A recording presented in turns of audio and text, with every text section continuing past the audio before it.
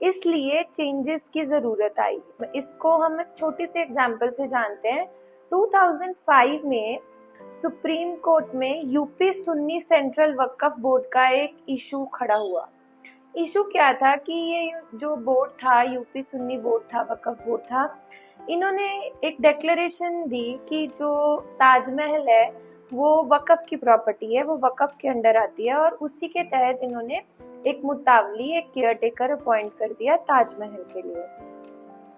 उसके बाद जो आर्कियोलॉजिकल सर्वे ऑफ इंडिया का डिपार्टमेंट है, उन्होंने सुप्रीम कोर्ट में इसके अगेंस्ट कंटेस्ट किया, और सुप्रीम कोर्ट ने जब वक्फ बोर्ड से पूछा कि आप किस बेसिस पे ये डिक्लेरेशन दे रहे हो कि ताजमहल वक्फ प्रॉपर्टी है, जबकि ताजमहल एक हेरिटेज प्रॉपर्टी है और सेंट्रल गवर्नमेंट की प्रोटेक्शन के अंडर आती है, तो वक्फ ने ये रिप्लाई किया कि शाहजहां ने ये वक्फ को डोनेट कर दी थी। तो जो सुप्रीम कोर्ट ने कहा आप शाहजहां की टाइटल डीड्स दे दो।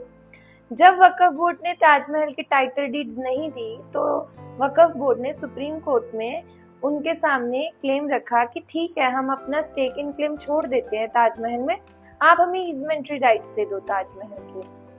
अब ये डिस्प्यूट जो है 2025 तक भी अभी अनडिसाइडेड ही है, क्योंकि शाहजहां के टाइटल डीड्स मिलेंगे नहीं। जब तक मिलेंगे नहीं तो सुप्रीम कोर्ट उसको वक्फ की प्रॉपर्टी डिक्लेयर नहीं कर पाएगा।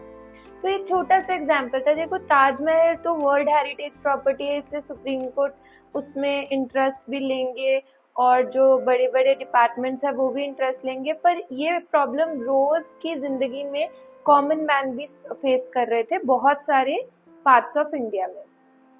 अब जो उन्होंने चेंजेस किए हैं, उन्होंने सबसे अच्छा जो काम किया, उन्होंने डिजिटलाइजेशन कर दी।